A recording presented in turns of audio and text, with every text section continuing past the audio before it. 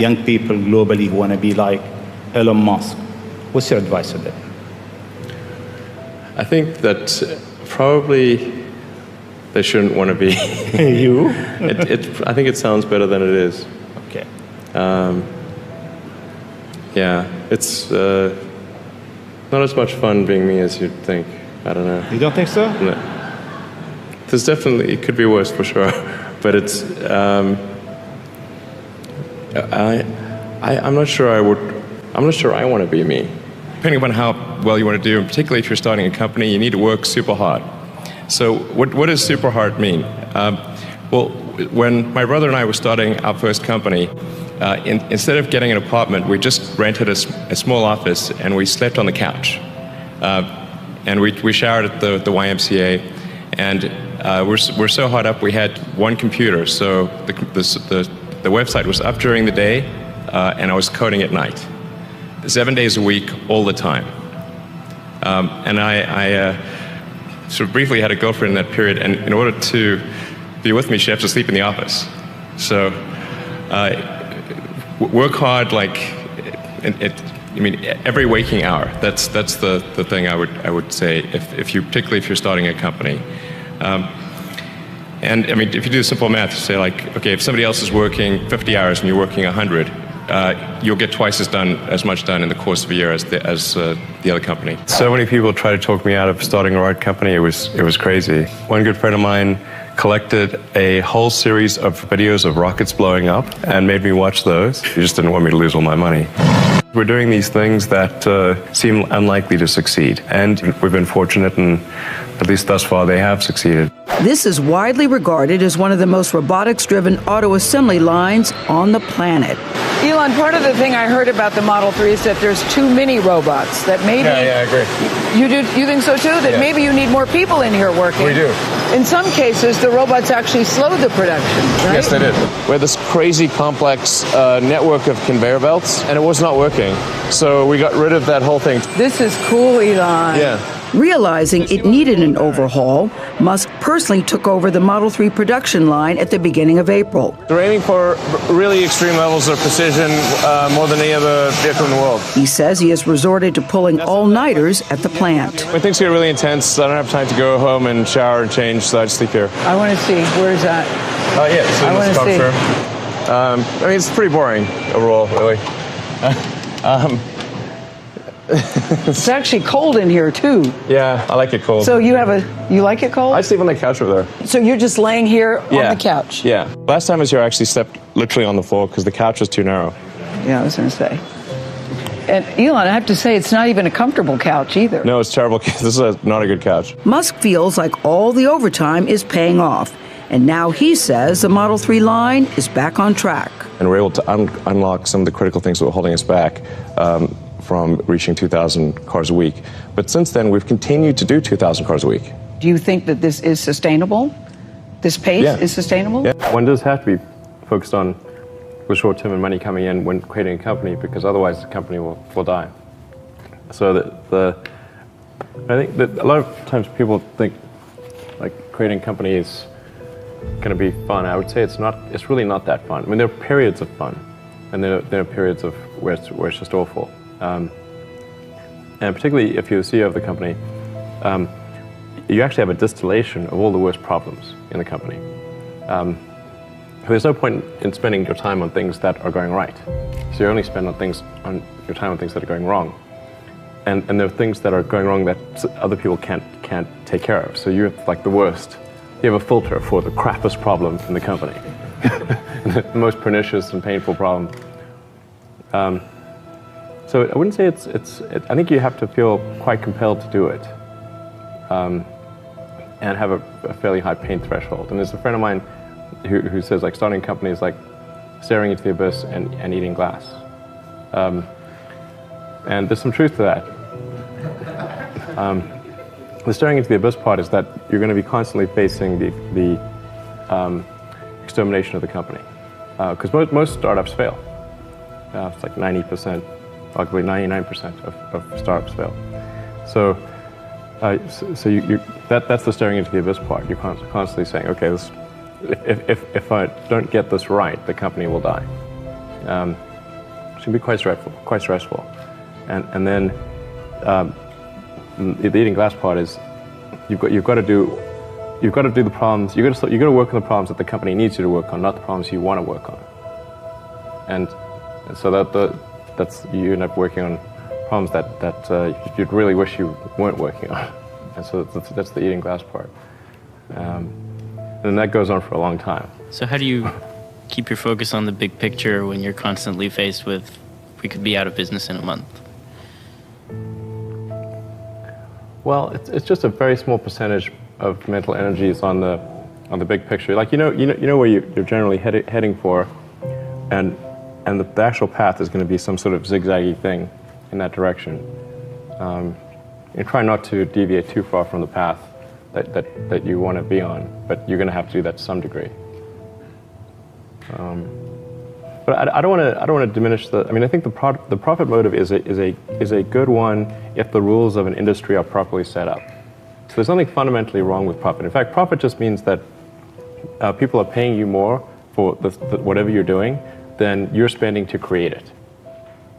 That's a good thing. and if that's not the case, then you'll be out of business, and rightfully so. Because you're not adding enough value. So you're CEO of 2 companies, you're chairman of Solar City. Talk about time management. How on earth do you do this? Well, do you get any sleep? Yeah, sometimes not enough. Sleep is really great, because I find if I don't get enough sleep, then I'm quite grumpy. I mean, obviously, I think most people are that way. And also, like I try to sort of figure out what's the right amount of sleep, because I found I could drop below a certain threshold of sleep, and although I'd be awake more hours and I could sustain it, I would get less done because my mental acuity would be affected. So I found generally the right number for me is around 6 to 6.5 hours on average per night. That's not too bad. Yeah. Right. And any other tips that on... That is an average, though. Right. Any other tips on just managing to run 2 companies simultaneously? I mean, do you find, I mean, I know you're up here Monday, Tuesday. Is it all Tesla when you're up in Silicon Valley and all SpaceX Wednesday, Thursday? Having a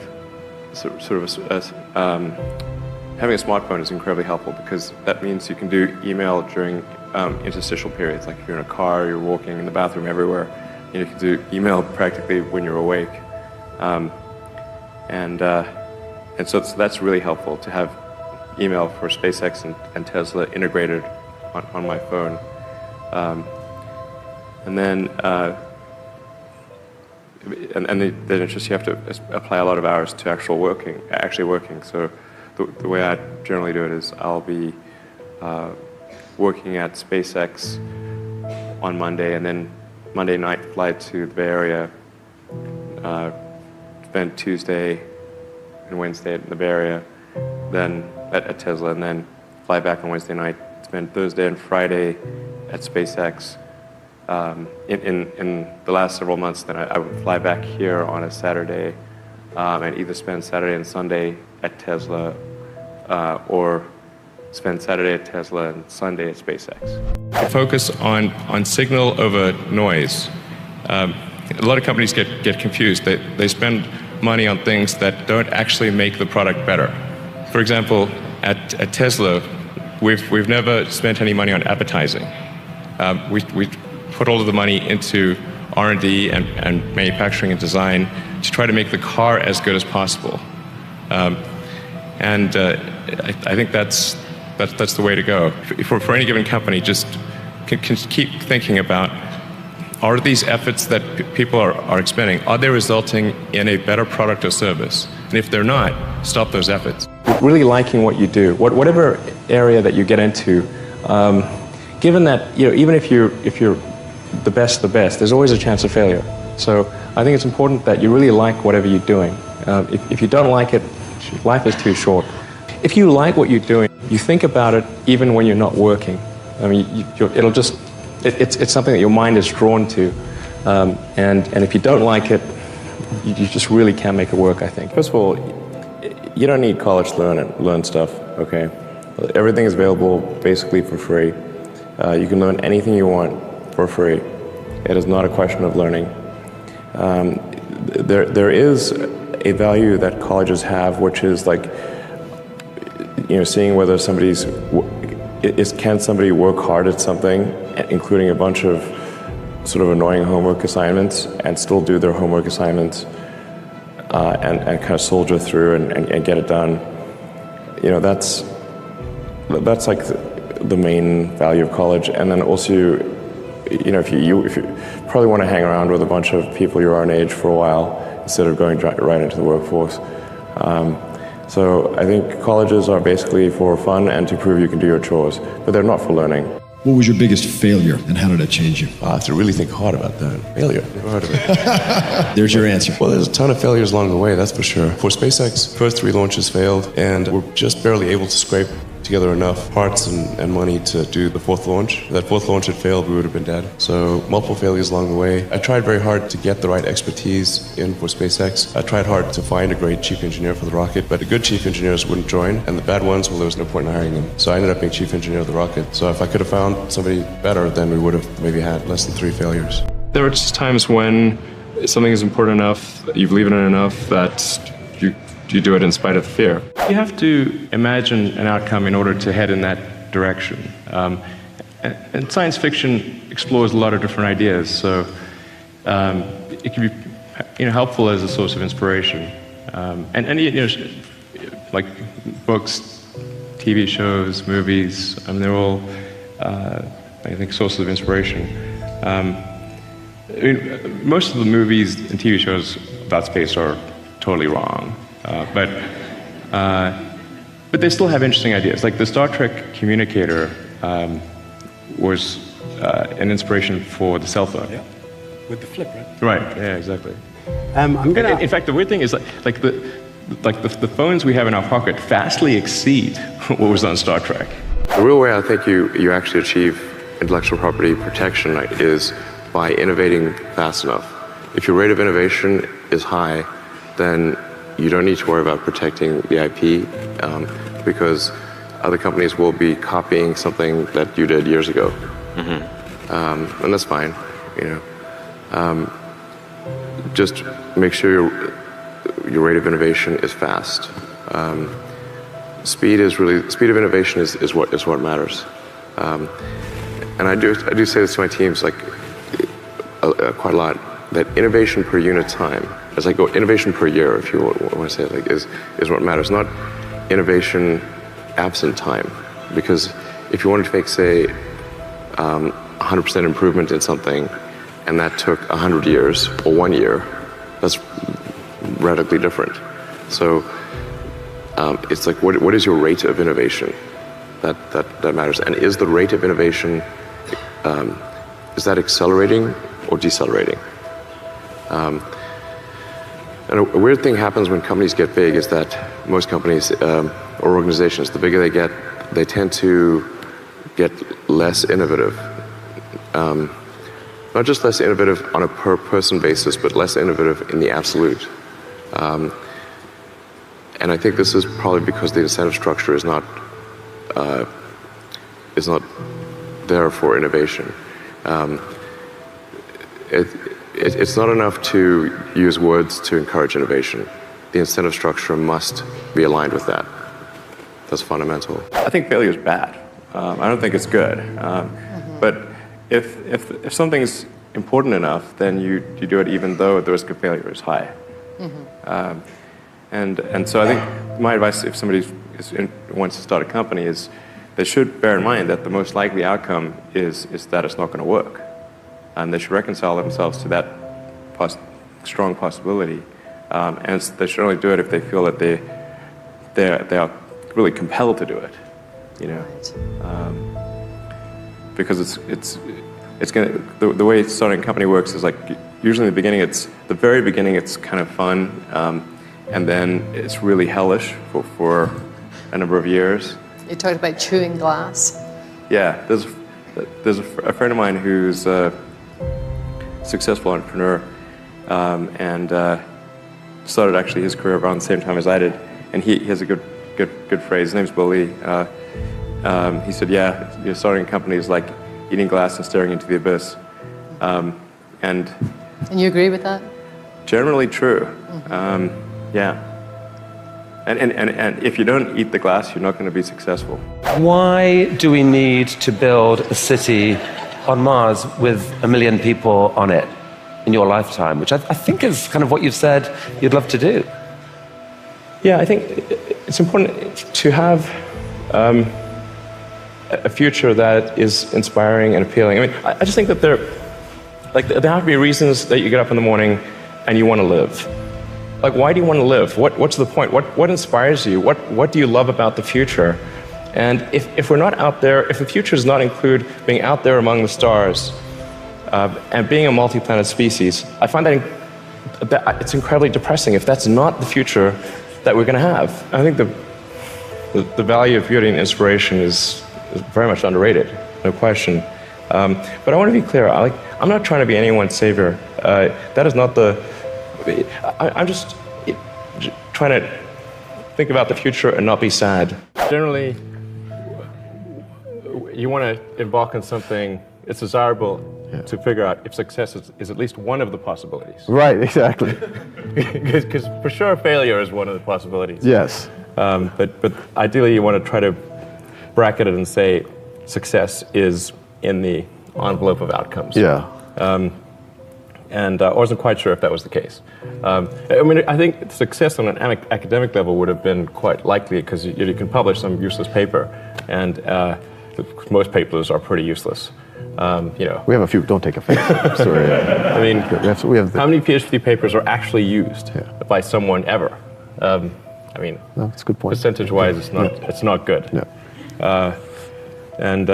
So it could have been one of those outcomes where you add some leaves to the tree of knowledge. Yeah. Okay. Yeah. And that leaf is, nope, it's not possible. Right. Like, right. There goes 7 years of my life. So that was one path, and I was prepared to do that. But then the internet came along, and it's like, okay, the internet. I'm pretty sure success is one of the possible outcomes, and it seemed like I could either do a PhD and watch the internet happen, or I could participate and help build it in some fashion.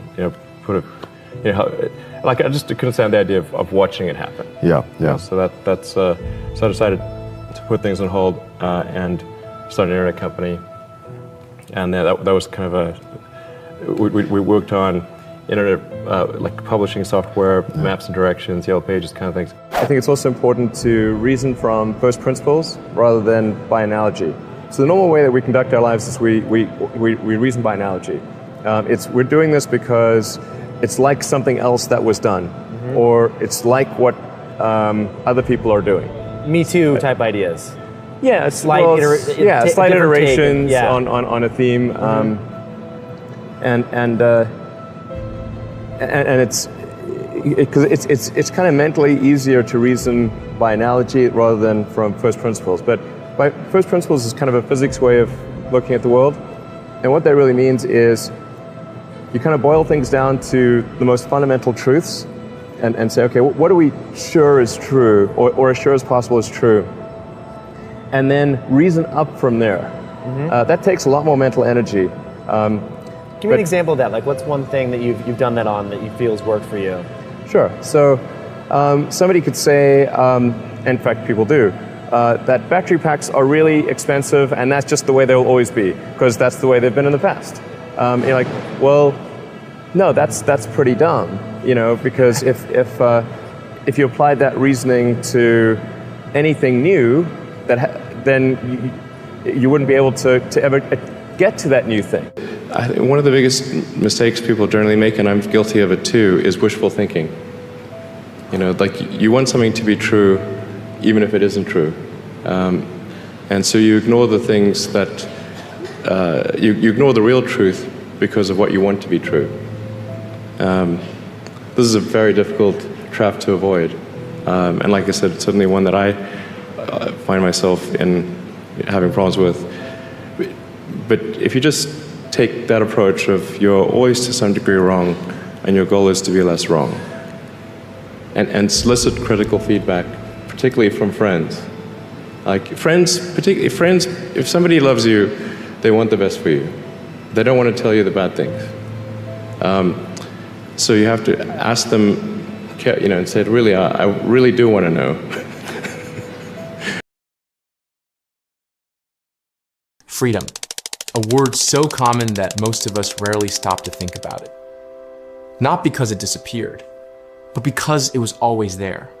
Like clean air, like electricity, like the internet. The things we depend on most are usually the things we notice the least. And that's exactly why freedom is dangerous to lose. Not when it's taken overnight, but when it disappears so slowly that nobody notices. More than 100 years ago, the passengers of the Titanic made a similar mistake. The ship struck an iceberg, yet many people stayed exactly where they were. They believed the Titanic was unsinkable. They believed there was still time. Passengers of the Titanic actually didn't want to leave the ship for almost 2 hours after it hit the iceberg. People thought the Titanic was unsinkable. Lifeboats left half empty. Only in the last half an hour people started to panic, but by that time it was already too late. History teaches the same lesson over and over again. The greatest threats rarely arrive with alarms. They arrive with comfort, with convenience, with good intentions, and sometimes with promises of safety. Every generation is told the same thing. Give up a little freedom, and you'll gain a little more security, a little more protection, a little more control over uncertainty. It sounds reasonable, until you realize that every major loss of freedom in history began with a reasonable explanation. Once somebody says we need to protect the children, they're in danger, it completely bypasses logic. It bypasses debate. It bypasses rationality. All of a sudden, people are ready to give up everything. The justification changes. The language changes. The technology changes. But the trade remains the same. Freedom exchanged for security. Privacy exchanged for convenience. Rights exchanged for promises. And today, that trade is happening faster than ever before. Because for the first time in human history, surveillance doesn't need thousands of people. It needs algorithms. It needs servers. It needs artificial intelligence. Think about that. In the past, governments needed enormous resources to monitor millions of people. Today, technology can do it automatically. Every search, every message, every interaction, every relationship, every opinion, potentially stored forever. But here's the strange part. Most people aren't worried, because freedom doesn't disappear the way we imagine. It doesn't vanish in one dramatic moment. It fades. One policy, one regulation, one exception, one compromise at a time. And before long, the extraordinary becomes normal. The unacceptable becomes acceptable. The temporary becomes permanent. That's how every system of control grows. Not through force alone, but through public indifference. For 5 years, the European Commission has been trying to force a new set of laws that would require every messaging app to implement a backdoor to their encryption, so that everything that we share online, every private message, every private photo that we send using apps like Telegram or WhatsApp or any other would be automatically monitored. This isn't a story about politics. It's not about left versus right. It's not about countries. It's about a question that affects every person alive. How much privacy are we willing to lose before we realize its value?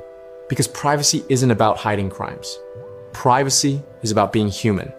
It's the ability to think freely, to speak honestly, to explore ideas without fear, to disagree, to learn, to change your mind without feeling watched.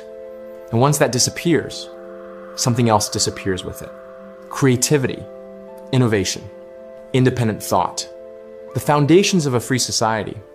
Throughout history, progress was driven by people willing to challenge popular ideas, people willing to speak when others stayed silent, people willing to question authority. But imagine if every thought was monitored, every conversation analyzed, every opinion scored. Would those ideas ever exist? This is why digital freedom matters. Not because of technology, but because technology now shapes almost every part of human life. The battle for freedom is no longer happening only in streets and parliaments. It's happening on screens, in messages, inside the digital spaces where billions of people live every day.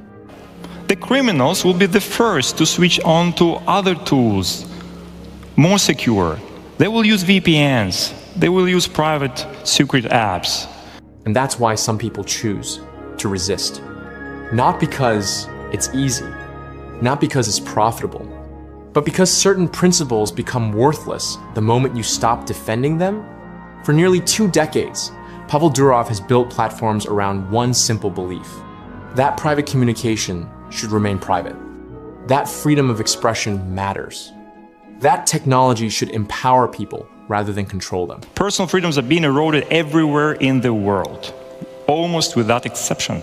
I've seen all the tricks, the PR tricks, the legal tricks, the political tricks. Our ship has already hit the iceberg. We have already started to sink. And I'm talking about the ship of our personal freedoms. Maybe he's right. Maybe he's wrong. History will decide that. But one thing is certain. Every generation eventually faces a moment where it must decide what kind of future it wants to leave behind. A future built on freedom, or a future built on control. And the choice is rarely obvious while it's happening. That's why the Titanic matters. That's why the iceberg, and that's why waiting is so dangerous. Because the passengers of the Titanic still had lifeboats. We might not. Let's fix the ship before it sinks.